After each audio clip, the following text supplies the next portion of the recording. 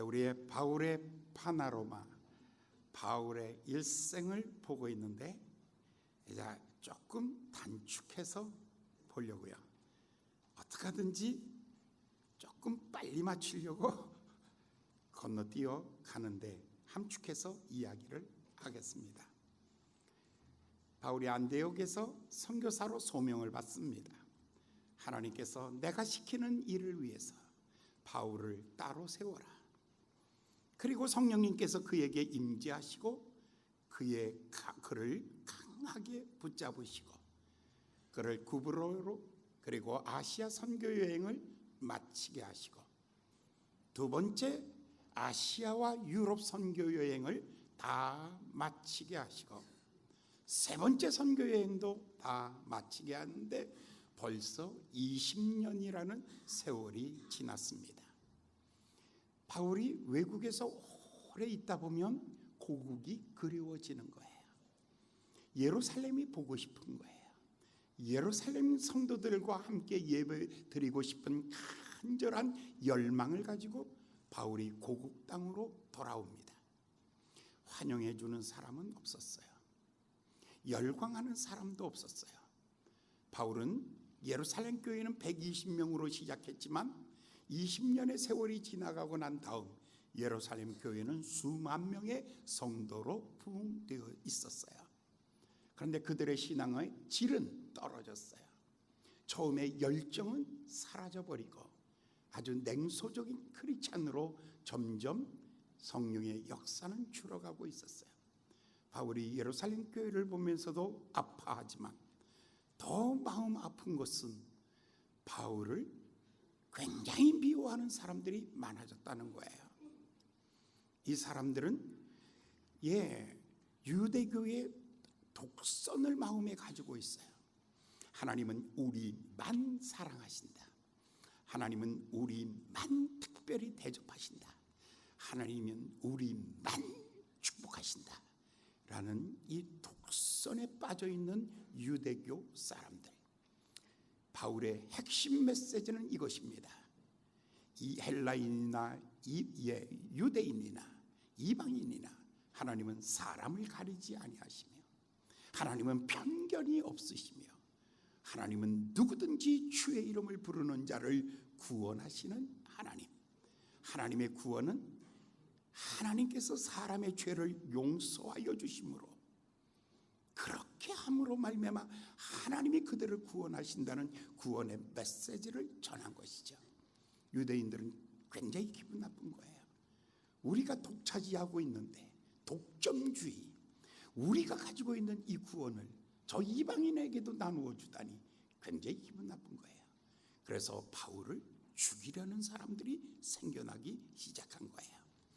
바울이 예루살렘 성전에서 하나님의 말씀을 선포하고 있을 때 갑자기 폭도로 변하기 시작하고 사람들은 돌멩이를 들고 바울을 끌어다가 바깥에서 세워놓고 돌멩이를 던져 죽이려고 한 때였어요. 그때의 천부장이 갑자기 예루살렘 성 자체가 움직이는 이 모습을 보고 급하게 군사를 이끌고 현장에 도착해 보았더니 바울 한 사람을 놓고 사람들이 죽으려고 수많은 사람들이 모여든 거예요. 그래서 천부장이 이 사람을 보호했죠.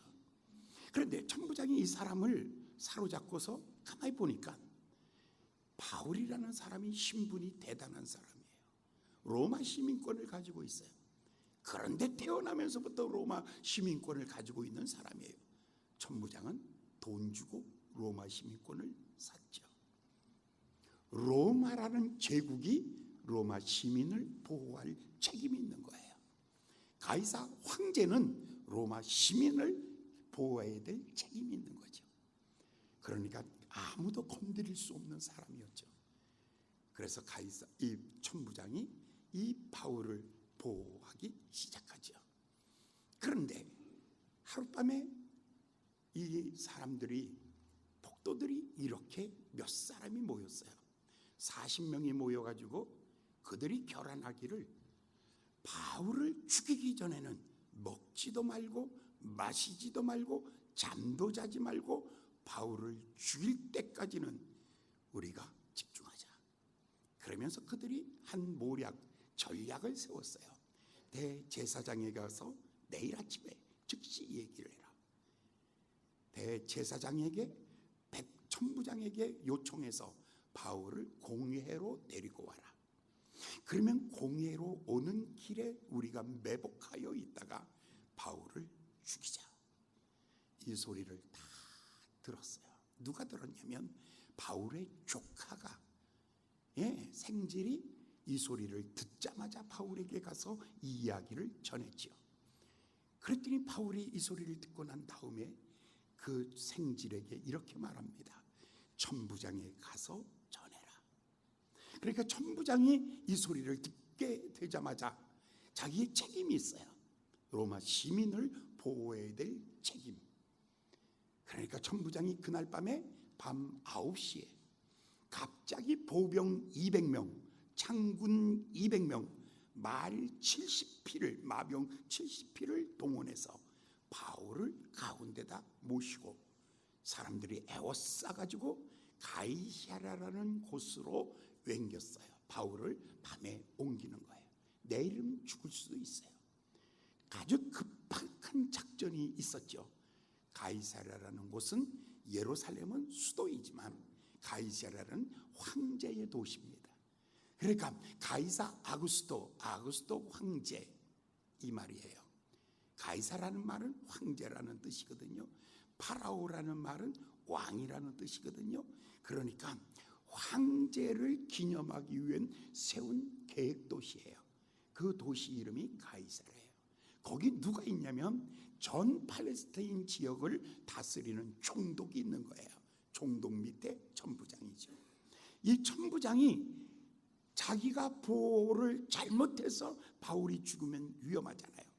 그러니까 총독에게 바울을 그날 밤에 후송했어요. 바울이 총독에게 왔는데 그 총독은 벨렉스라는 총독이었어요. 이 벨렉스라는 총독이 바울을 만나게 된 거예요. 그런데 이튿날 되니까 예루살렘에서 대제사장이 왔어요. 아나니아와 더둘로라는 변사를 데리고 온 거예요. 와가지고 바울을 고발하는 거죠. 총독각하, 바울이라는 사람은 거의 미친 사람입니다. 이 사람으로 인해서 국론이 분열되고 나라가 소요하고 있습니다. 이 사람을 사형시켜야 합니다 라고 이렇게 말하는 거죠. 그랬더니 바울에게 말할 기회를 주죠. 바울은 총독에게 이렇게 얘기하죠. 내가 이렇게 잡힌 것은 누구를 죽였기 때문도 아니고 세금을 안 냈기 때문도 아니고 내가 누구를 폭행했기 때문도 아닙니다. 단지 내가 저들의 종교의 관습을 어겼다고 하는 겁니다.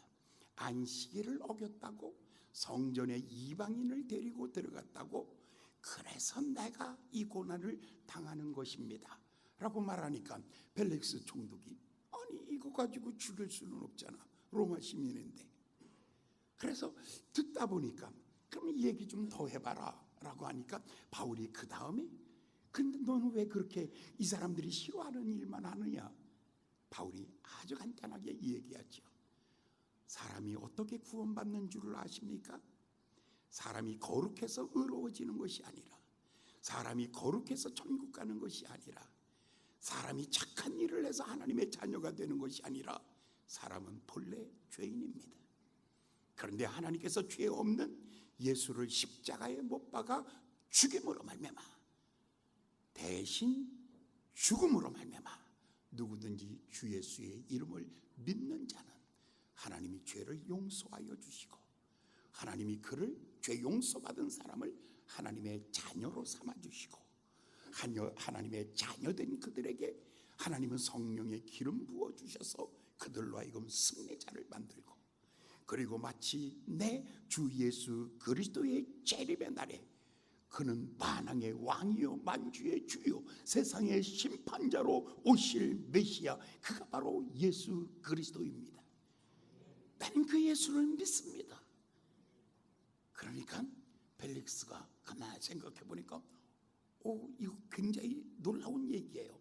어떻게 하나님의 자녀가 되고 신의 아들이 되고, 어떻게 하나님의 축복을 받으며 어떻게 사람은 영원히 사는가, 이 문제를 아주 단순하게 얘기를 하는 걸 보고 굉장히 충격을 받죠. 그런데 이 사람이 총독이잖아요. 총독이라는 사람은 두 마음을 가지고 있어요. 예수를 믿을까? 아니야, 예수 믿는 것보다 이 사람을 이용해서 돈 좀 벌어보자, 이런 생각이 들어오는 거예요. 그래서 바울에게 당신은 죽일 만한 죄가 없어. 그러면 풀어줘야 되잖아요. 그러나 풀어주지는 못하겠어. 그 무슨 뜻이에요? 뇌물 좀 갖고 오라는 거예요. 그래서 1년 기다리고 2년을 기다렸어요. 근데 바울은 원래 돈이 없잖아요. 그러니까 돈을 갖다 줄 수가 없어요. 그래서 2년씩이나 감옥에서 구류당하고 있었죠. 재판 없이 2년 동안의 세월이 보내진 거죠. 그리고 벨릭스라는 총독은 이제 다시 다른 임기로 떠나가고 베스도라는 새로운 총독이 또 왔어요. 새로운 총독이 이 가이사랴에 도착하자마자 이튿날 5일 지난 다음에 그가 예루살렘으로 올라갔죠. 올라갔더니 대제사장과 서기관들과 바리새인들이 바울을 좀 데리고 올라오라는 겁니다. 왜냐하면 오는 길에 또 죽이려고. 그런데 이 사람이 말하기를, 아니다, 재판을 총독이 길거리에서 아무 데서나 재판하는 게 아니다. 방망이를 칠 때에는 자리가 있는 거다. 총독이라는 권위가 있는 가이사랴에서 심판하리라. 내려와라 라고 말하죠. 그러니까 이제 베스도 앞에 또 나온 거예요. 또 신문을 또 받는 거예요. 벨릭스 앞에서 신문 받았죠. 그 다음에 또 베스도 앞에서 신문 받죠. 베스도가 이 사람은 죽일 만한 죄가 없다는 걸 알았어요. 그런데 왕이 있어요. 아그리빠라는 왕이 나도 한번 이 사람에 대해서 알아보자. 그러고 와서 관심 있게 들었어요. 바울은 여전히 똑같은 이야기를 하는 거죠. 벨릭스 앞에서도, 그리고 베스도 앞에서도, 아그리빠 앞에서도 예수는 주님이시다. 인생은 내가 주인이 아니라 예수가 주인이시고 하나님이 우리 인생의 주인이시다. 하나님이 주인 되시면 하나님이 지켜주시고 하나님이 능력 부어주시고 하나님이 축복하여 주신다. 예수가 그리스도다라는 이야기를 또 하는 거예요. 그러니까 아그리빠 왕이, 야, 너 참 대단하다. 죄인 주제에 몇 마디로 나를 전도하려고 가스롭다. 그러면서 바울아, 너가 좀 미쳤구나. 그런데 죄는 없어. 죽일 수는 없지. 네가 로마 시민이기 때문에 너는 황제에게 가야만 돼. 그래서 베스도와 아그리빠 왕 두 사람이 결정을 내립니다. 이 사람을 황제에게 보내자. 이 사람은 나면서부터 로마 시민권을 갖고 있는 특별한 사람이지 않느냐. 이 사람을 황제에게로 보내자. 황제가 살고 있는 곳이 이탈리아입니다. 그리고 로마입니다. 이제 바울이 로마를 향하여 떠나가는 장면이 오늘 27장의 장면입니다. 여러분은 24장, 25장, 26장 세 장을 이 짧은 시간에 탁월한 메시지로 인해서 뚫어버렸습니다. 할렐루야. 27장 1절 갑니다. 다 같이 봉독합니다. 시작. 우리가 배를 타고 이탈리아로 갈 일이 작정되매 바울과 다른 죄서 몇 사람을 아구사도대의 백부장 율리오라는 사람에게 맡기니, 총독이 바울을 호송합니다. 예루살렘, 이제 로마까지 가는데 육로를 타고 가면 위험합니다. 매복이 있기 때문에. 그래서 바닷길을 선택합니다. 근데 이 바닷길을 가는데 백부장을 100명의 휘하의 군인을 거느린 사람입니다. 그래서 100명의 군사들을 바울을 지키기 위해서 보호합니다. 그리고 이 사람들이 배를 타고 떠나갑니다. 아구사도대의 백부장 율리오라는 사람이 호송관 책임을 맡아서 떠나갑니다. 자, 이제 배가 떠날 준비를 다 했습니다. 이제 바울이 그 배를 탑니다. 배를 딱 탔는데 백고동이 울리죠. 와, 비슷해요? 아니에요? 그러면 이거 다음에는 안 할게요. 바울이 배를 타고 떠날 때에 바울의 이 심정을 제가 어젯밤에 한번 묵상해 봤습니다. 마음이 어땠을까? 내가 그렇게 사랑했던 예루살렘 20년 만에 돌아와서 그렇게 그리워하던 형제 자매들 성도들 만나서 아름다운 교제도 나누지 못하고, 그리고 또다시 죄수의 몸이 되고 손발이 쇠사슬에 묶여가지고 이 배를 타고 로마를 향해서 떠나가야 되는 이 마음, 손수건을 흔들어주는 사람도 없고 고향을 떠날 때에 누구 하나 나와서 배웅해주는 사람 아무도 없이, 이때 나이는 벌써 50 중반이 넘어가는 나이입니다. 바울이 떠나갈 때 마음이 얼마나 애절했을까, 얼마나 애절했을까. 가끔가다 이민 떠나는 사람들 보잖아요. 여러분, 그 사람들의 마음을 다시 한번 읽어보죠. 더 이상 한국 땅에 살 수 없어서 이 고향 땅을 버리고 이민 떠나는 그런 성도들도 보게 되잖아요. 내가 떠날 때에 나를 향해서 손 흔들어 주는 사람들, 저녁이라도 먹고 가라고 말하는 사람들, 가다가 짜장면이라고 뭐라도 먹으라고 하는 사람이 있으면 좋겠건만, 바울이 얼마나 처량했을까, 얼마나 비참했을까, 얼마나 슬펐을까, 얼마나 마음에 상처가 깊었을까. 이 마음 생각해보면 지난날 생각해보면서 아쉬워서 못내 떠나지 못하고 뒤를 바라보고 또 뒤를 바라보면서 바울이 떠나가는 이 바울. 그러나 이거는 우리 생각이에요. 그러나 바울의 마음속은 전혀 달랐어요. 바울의 마음속은 지난날의 아쉬움도 있고 지난날의 아픔도 있고 지난날의 헤어짐의 괴로움도 있지만, 그거보다 더 중요한 것은 로마가 기다리고 있다는 거예요. 새하늘과 새 땅이 기다리고 있다는 거예요. 영적 신대륙이 기다리고 있다는 거예요. 하나님이 꿈꾸는 하나님의 비전이 기다리고 있는 거예요. 사랑하는 여러분, 여러분들이 큰 도전을 할 때 지나간 것들을 끊어야 될 때가 있어요. 어떤 사람은 고향을 떠날 때, 아브라함은 75살까지 아들이 없었어요. 그런데 하나님이 약속을 주시는 거예요. 본토 친척 아비집을 떠나면 내가 내게 하늘의 별과 같이 바다의 모래알과 같이 그렇게 내 후손을 주리라. 아브라함은 선택해야겠죠. 본토 친척 아비집 다 떠나서 하나님이 주실 후손들, 하나님이 주실 영적인 백성들을 바라보면서 아브라함은 75살에 갈대 우르를 떠나는 것입니다. 사랑하는 여러분들, 우리가 정말 그렇게 여러분 지난날에 아쉬운 것들이 있잖아요. 그때 그랬으면 얼마나 좋았을까. 보고 싶은 친구들도 있고 또 그때 하고 싶었던 일들도 있고. 그런데 여러분들, 지난날 일들 때문에 슬퍼하지 마십시오.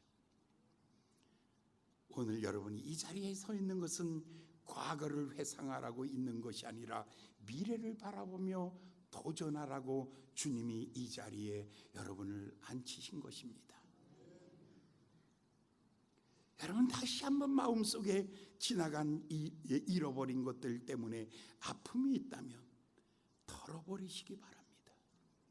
그리고 오늘 이 시간부터 하나님이 내게 주실 새하늘과 새 땅, 남은 인생이 하나님이 주실 비전, 하나님이 주시는 꿈꾸는 축복을 바라보면서 과거를 보지 마시고 미래를 향해서 여러분의 눈동자를 돌이키시기를 바랍니다.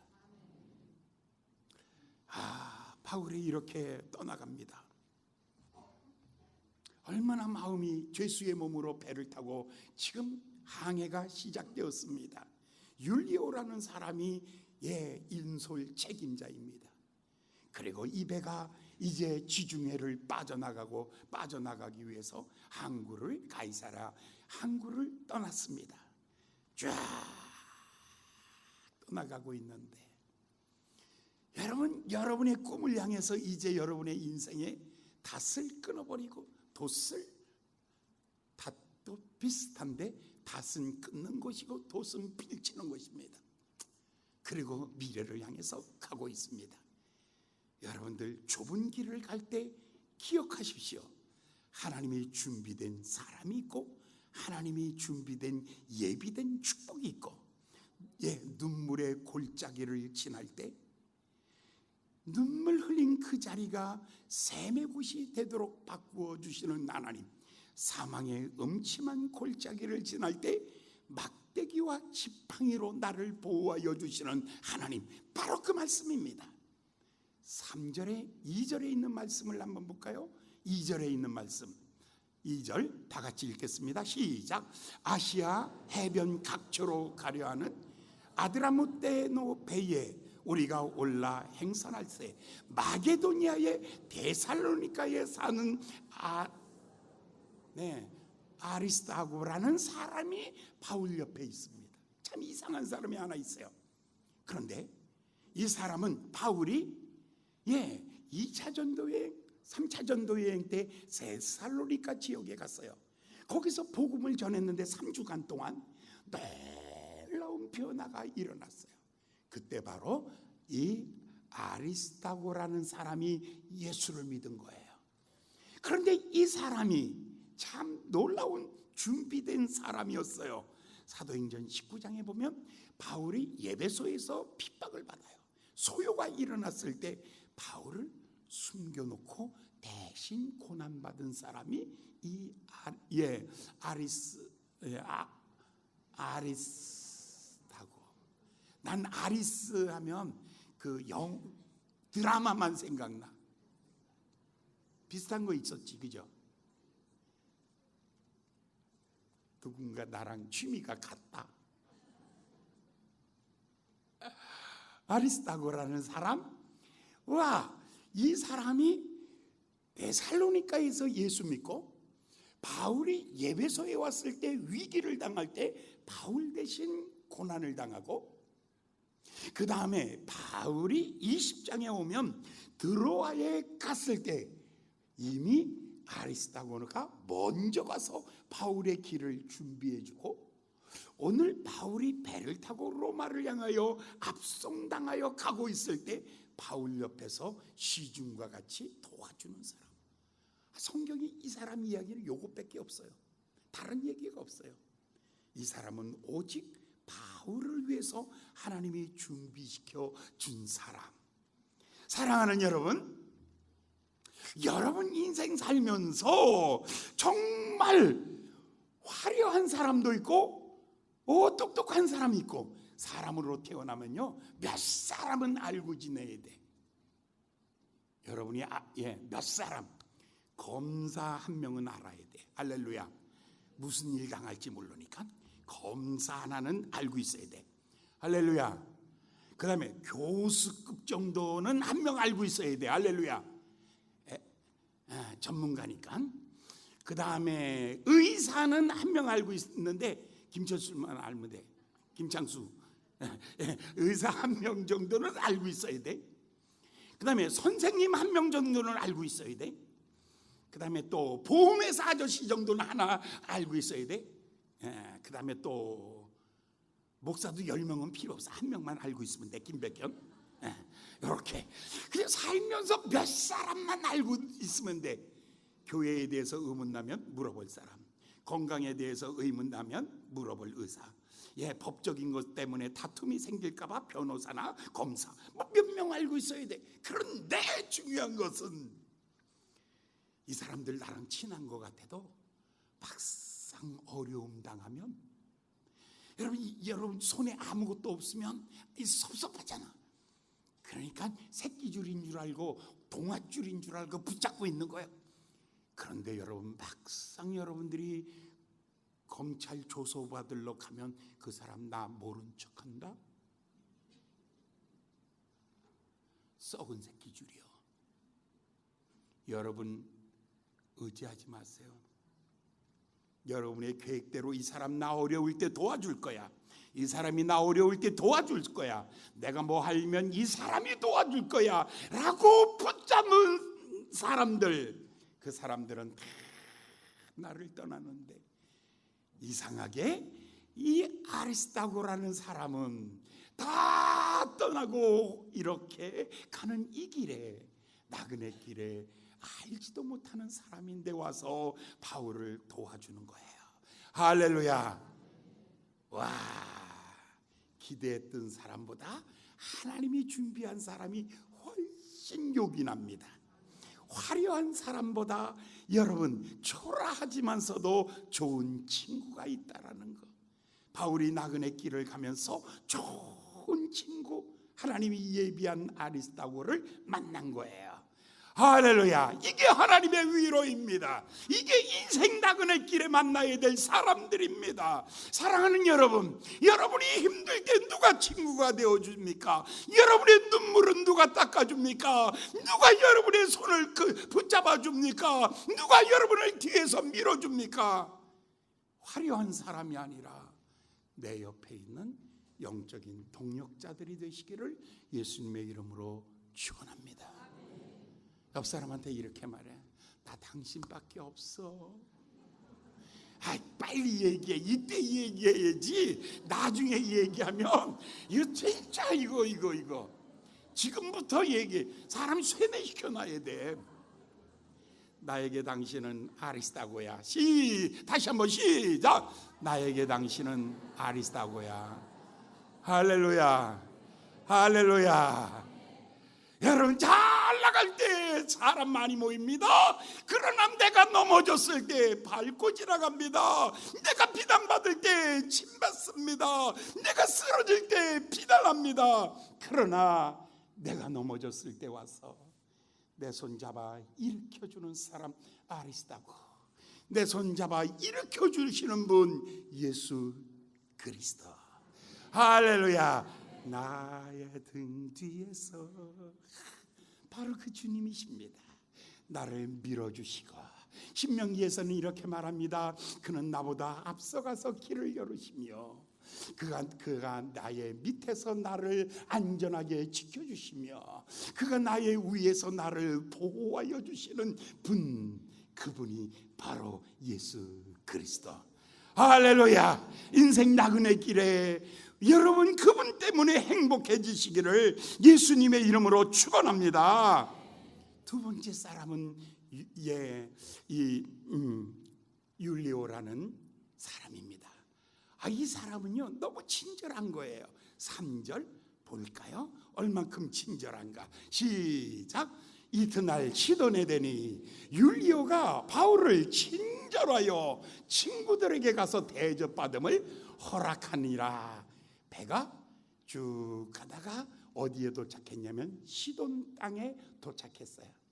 그런데 시돈 땅에 딱 도착했는데 죄인에게 쇠사슬을 풀어주는 거예요. 그러면서 말하기를 나가시라고. 나가서 동네 돌아다니면서 짜장면 잡수시고 싶으면 짜장면 한 그릇 드시고, 짬뽕 잡수시고 싶으면 짬뽕 한 그릇 잡수시고, 그저 아는 사람 있으면 만나고, 배가 내일 아침 떠날 테니 그때까지만 돌아오시면 됩니다. 아니 무슨 호송 책임관이 이렇게 얘기해? 하나님은요 정말 힘들 때 우리의 마음에 정말 은혜를 주시는 거예요. 가뭄의 단비와 같이 이 처절했던 이 바울의 마음속에 시돈에서 내렸어요. 내려가지고 시돈 땅에 내려가 보니까 성도들이 와서 그를 위로해주고 격려해주는 거예요. 바울 사도님 낙심하지 마세요. 저희들이 배 위에서 기도할게요. 오늘 저녁에 우리 짬뽕으로 할까요? 얼큰한 거 좋으시나요? 얼큰하게 우리 짬뽕 한 그릇 때리고 우리 헤어집시다. 그러면서 손 붙잡고 기도해주고 격려해주는 거예요. 여러분 선교사님들이 그래요. 이국 땅에서 고생하다가 여러분 교회에 도착하면 선교사님들 여러분 그저 짜장면 한 그릇이라도 꼭 사서 위로해 주시기를 예수님의 이름으로 축원합니다. 집 주라는 얘기도 아니에요. 뭐 직장 취직시켜 주라는 것도 아니에요. 조그마한 격려가 바울을 위로하면서 이 나그네 인생길을 가고 있는 것입니다. 아리스다고라는 사람이 옆에서 격려해 주고, 그 다음에 또 율리오라는 이 호송관이 그에게 은혜를 베풀어 주므로 이 배는 점점 로마를 향하여 이 배는 가고 있습니다. 드디어 이 배가 한참 가고 있는데 바울이 하나님 앞에 기도하는데 하나님께서 이상한 영감을 주시는 거예요. 이 배는 가다가 큰 풍랑을 만날 것이다. 유라굴라 태풍을 만날 것이다. 배에 있는 모든 짐은 다 부러질 것이고 배는 파산할 것이고 너희들은 표류할 것이다 라는 하나님의 음성을 듣게 되죠. 바울이 이 배가 위험하다라는 것을 알고 즉시 바울이 이제 누구에게? 그 백부장에게 이 사실을 이야기합니다. 그게 9절의 말씀이에요. 제 9절로 넘어가죠. 자, 9절을 말씀을 읽겠어요. 시작. 여러 날이 걸려 금식하는 절기가 이미 지났으므로 행선하기가 위태한지라 바울이 저희를 권하여 10절 봉독합니다. 10절은 이제부터 나오네. 10절 시작. 말하되 여러분이여 내가 보니 이번 행선이 하물과 배만 아니라 우리의 생명도 타격과 많은 해를 받으리라 하되, 자, 바울이 이제는 위기가 옵니다. 태풍이 일어날 겁니다 라고 이렇게 백부장에게 말하였어요.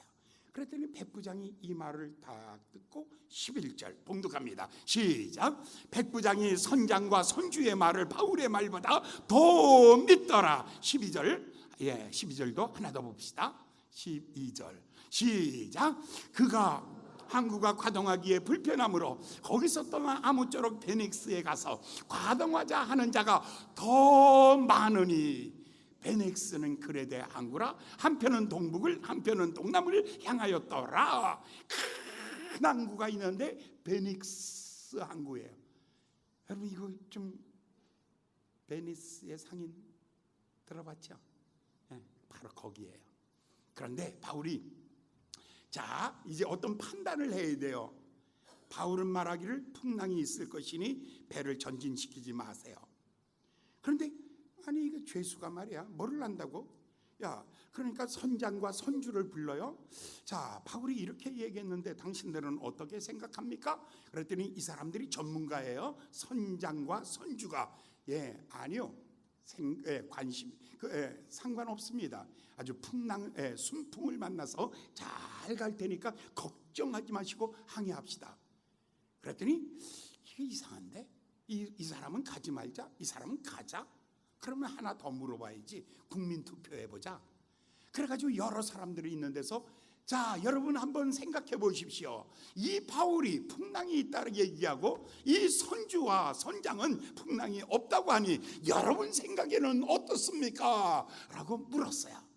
그랬더니 일제히 사람들이 말하기를 그 사람들은 베닉스 항으로 가면 더 큰 세상을 볼 수 있으니까 아이 무슨 그따위 소리 하십니까? 배를 계속 몰아 베닉스로 갑시다. 더 많은 사람. 자 바울의 이 얘기와 이거는 영감이에요. 하나님이 주시는 메시지예요. 영감이에요. 하나는 또 뭐라고요? 하나는 전문가 그룹의 이야기예요. 하나는 여론의 이야기예요. 자 이제 우리는 어떤 일들을 결정할 때 어떻게 결정하십니까? 전문가 이야기 맞을 수 있어요. 그러나 다 맞지는 않지요. 다 맞지는 않는 거예요. 지금 우리의 시대를 가리켜 불확실한 시대라고 말해요. 왜 미래가 두려우냐면 농경사회 살 때에는 미래가 두렵질 않아요. 세상은 안 바뀌니까 3000년이 지나도 안 바뀌어요. 산업시대도 300년이 지나도 안 바뀌어요. 그런데 지금은 정보시대예요. 정보 후 시대예요. 지금 시대는 아침 저녁으로 바뀌어요. 이제는 전문가가 통하지 않는 시대가 지금 우리의 시대예요. 그렇죠. 여러분 수학이 있고 과학이 있어요. 과학 위에 철학이 있고요, 철학 위에 신학이 있고요, 신학 위에 뭐가 있냐면 하나님이 계시는 거예요. 그 하나님은 어떤 분이라고 말하고 있냐면 신, 묘, 막, 측 하시는 하나님.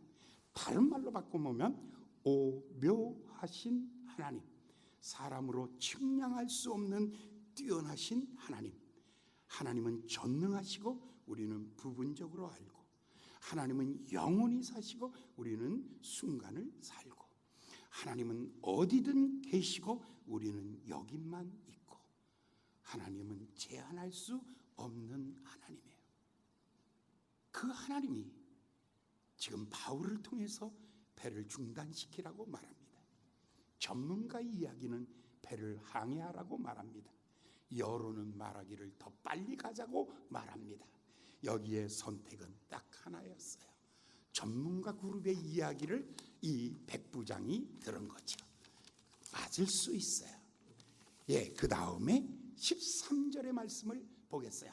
다 같이 읽겠어요. 시작. 남풍이 순하게 불매 저희가 득이한 줄 알고 닷을 감아 그 그레데 해변을 가까이 가니라. 자, 보니까 배가 바람이 아주 순풍이 불어요. 바람이 잘 불면 배가 더 잘 나가죠. 유리바다를 미끄러져 나가듯이 쫙 산타루치아를 그때 부르는 거예요. 산타루치. 뭐 틀렸다고? 비웃네. 내가 노래하려고 그러면 다 비웃고 그러셔. 그러니까 배가 싹 나가는 거야.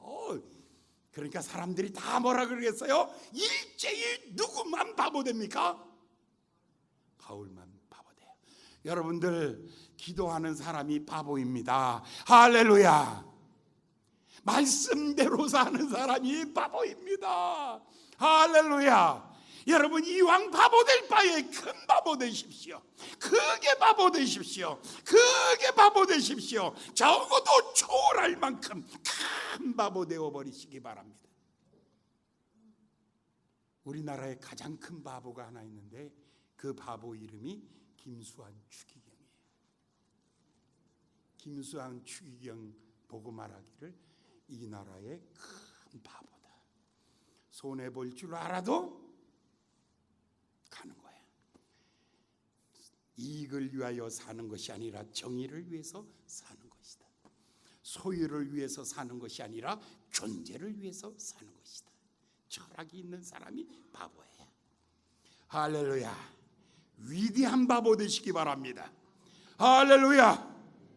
시중 잡배들은 돈을 위해서 살고요, 내 탐욕을 위해서 살고요, 내 욕심을 위해서 살고요, 남을 발굴해도 나만 잘 살면 된다고 그렇게 사는데, 넓은 문이 아니라 좁은 문으로 들어가며 큰 길이 아니라 좁은 길로 가는 이런 바보들, 바로 바울입니다. 모든 사람들이 다 순풍이니까 저 바보, 저 사람 얘기 듣고 했다가는 큰일 날 뻔했어. 그런데 우리 몇 가지를 배워야 됩니다. 순풍이 있다고 영원한 순풍은 없습니다. 부모 밑에서 자랄 때 잘 자랐다고 해서 영원히 행복한 거 아닙니다. 제 친구가 며칠 전에 죽었는데 그 친구 초등학교, 중학교, 고등학교까지는요, 진짜 초등학교 6년을 다 반장했어요. 중고등학교 서울의 유명한 학교에서 아주 검도 선수도 하고 다 했어요. 그런데 청년의 시절부터 비에 깔아앉기 시작하더니 스스로 목숨을 포기할 수밖에 없는 그런 절망으로 빠져들고 말았어요. 여러분, 순풍이 있다고 영원한 순풍이 없습니다. 오늘 잘 된다고 해서 영원히 잘 되는 것 아닙니다. 여러분, 순풍이 있습니까? 잘 나가고 있습니까? 조심하십시오. 역풍이 오고 있습니다. 광풍이 밀려오고 있습니다. 그래서 하는 말이 뭐냐면, 잘 될 때 조심하고 또 하나, 있을 때 잘해 여보. 할렐루야. 이거 진짜. 그런데 또 한 가지는 그 다음에 14절에 있는 말씀을 보겠습니다. 자, 14절 15절까지 시작. 얼마 못되어 섬 가운데로 유라굴라라는 광풍이 대적하니 배가 바람에 밀려 바람을 맞추어 갈 수 없어 가는 대로 두고 쫓아가더라. 여기 두 가지 뭐가 나타났어요? 광풍이 나타나고, 광풍이 나타나면 핸들 조작이 안 되는 거예요. 내가 가고 싶은 대로 갈 수가 없는 거예요. 나는 왼쪽으로 꺾는데 차는 오른쪽으로 가고 있잖아요. 튕겨나가고 있잖아요. 바람이 불기 시작하면 나는 여기 있고 싶은데 멀리 떠나게 하고, 나는 건강하고 싶은데 질고가 들어오고, 나는 잘 살고 싶은데 갑자기 가난이 밀려오고, 정말 나는 행복하고 싶은데 불행이 내게 엄습해오는 것. 인생은 순풍 때문에 사는 것이 아니라 역풍에 의해서 망가지는 거예요. 대통령이 가지고 있는 기능 중에 하나가 위기관리 능력이에요. 탁월한 지도자에게 요구하는 것이 뭐냐면 위기관리 능력이에요.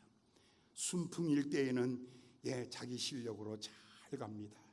그런데 광풍이 밀려오기 시작하면 그때는 위기예요. 이 위기를 어떻게 관리하느냐. 그래서 대통령의 50%가 순풍이고 50%가 역풍이에요. 역풍에 여지없이, 촛불이라는 역풍에 의해서 여지없이 꺼져버리게 그냥 날아가 버리고 마는 거 아니에요. 지금은 대통령 순풍을 만났어요. 역풍도 올 거예요. 우리가 피차 조심하지 않으면 안 되는 거예요. 여러분, 그렇습니다. 내가 가고 싶다고 해서 가지는 것이 아니에요. 바람이 밀려서 오늘 이 자리에 있게 한 거예요. 할렐루야. 문산에 이사 오고 싶어서 온 사람 손 들어보세요. 막 차 타고 내렸더니 문산이야. 할렐루야. 으려고 내가 왔던가, 쓰려고 왔던가. 이건 나 18번이에요. 비린내 나는 부둣가. 이거 꺾는데 잘해야 돼. 이거 꺾는데 팍팍 꺾어야 되는 거야. 여러분, 이 문산에 여러분이 계획해서 오셨나요? 살다 보니까 밀려서 여기까지. 그렇지 않으면 여러분 강남에서 잘 나갈 텐데, 청담동 사세요, 논현동에 사세요, 그러고 큰 소리 쳤을 텐데. 바람에 밀려가는 것이 인생이라는 것. 첫째, 순풍은 영원하지 않다. 두 번째, 인생은 바람에 밀려가는 것이다. 그렇죠. 여기서 깨달아야 될 것은 전문가보다 누가 하나님과 의논하는 것이에요. 할렐루야. 전문가, 이런 위기는요 전문가가 통하지 않아요. 누가 통하냐면 바로 하나님입니다. 어떤 길은 사람의 보기에 바르나 필경은 사망의 길이니라. 어떤 길은 사울왕은 보기에 자기 길이 바른 줄 알았어요. 그런데 사망의 길이었어요. 다윗의 길은 어떤 길은 사망의 길, 고난의 길 같으나 그 길의 끝자락에는 하나님의 영광이 있었던 것입니다. 사랑하는 여러분, 힘들고 어려우셔도 여러분 하나님의 말씀 붙잡고 여러분 넓은 길보다 좁은 길로 가는 것입니다. 태풍이 있는 것을 기억하십시오. 갑자기 위기가 오는 거예요. 갑자기 어려움이 밀려오는 거예요. 그걸 두려워하지 말라니까요. 그걸 무서워하지 말라니까요. 어떻게 해요? 풍랑 속에 나는 더 강하여지고 어둠 속에 나는 더 빛날 것이며 나는 정금같이 나올 것이며 나는 새벽별과 같이 빛나는 삶을 살 것이다. 할렐루야. 고난 속에 자기 긍정이 있어야지. 이때 우리가 배워야 될 것 딱 한 가지예요. 이 역풍이 몰아올 때, 폭풍이 몰아올 때 오직 하나님만 살아계시고 하나님만이 나의 구원자가 되신다. 이 확신 가지고 성공하시기를 예수님의 이름으로 축원합니다. 다음 주일 이제 276명이 타고 있는 배에서 바울 한 사람만 쪼다 됐어요. 근데 풍랑이 만나니까 바울이 뜨기 시작하는 거예요. 야, 바울이 갑자기 이튿날 며칠이 지난 다음에 여러분 형제들이여 해가면서 바울이 꼭대기에 서서 여러분 형제들이여 내가 말하지 않았습니까? 그런데 두려워하지 마십시오. 하나님께서는 여러분의 생명 단 한 생명도 포기하지 아니하셨습니다. 이런 영광의 메시지를 던질 수 있는 사람, 여러분 다음 주일날 꼭 오셔야 돼요. 할렐루야.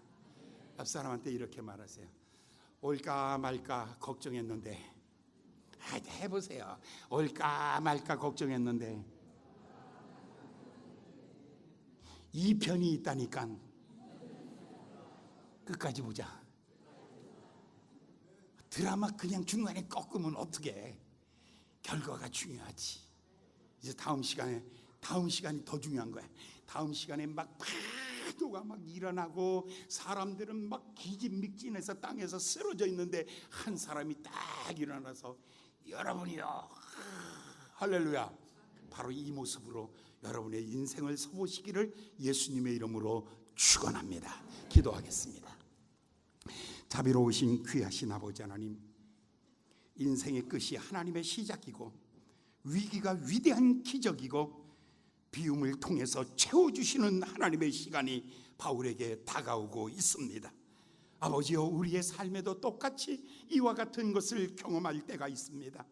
아버지 하나님의 위기 가운데 하나님의 살아계시고 하나님의 역사하시고 하나님의 일하시는 것을 경험하게 하여 주시옵소서. 예수님의 이름으로 간절히 기도하였나이다.